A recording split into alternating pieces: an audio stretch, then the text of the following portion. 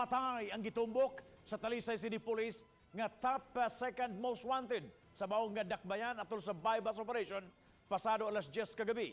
Talisay City Police mihulagway sa mga taong nalabigit sa illegal nga drugas nga agresibo na kayo ug dinagani mahadlok sa kapulisan.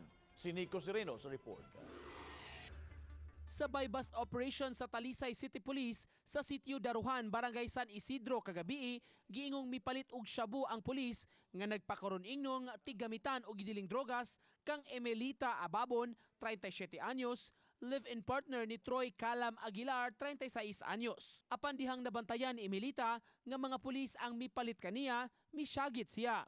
Giingong gikuha dayon ni Aguilar ang iyang armas de fuego ug pabuthan na unta ang mga pulis nga nag-buy-bust. Siya mismo saksi that his live-in partner ay puputukan sana yung mga pulis natin with his 45 caliber pistol. Gihulagway ni Konag nga ang buy-bust operation sa kapulisan direkta na nga mirumbo karon sa mga tigbaligya ug gidiling drogas ug dili na mga street level nga ginagmay.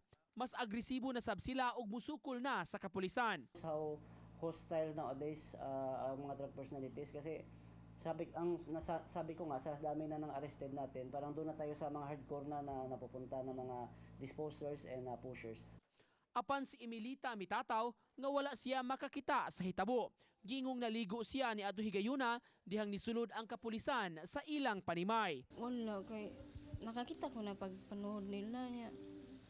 Niguroy ko nila sa gawas. Kita sa naitabo. Uban ni Marlon Melgazo, Nico Sereno, Balitang Bisda.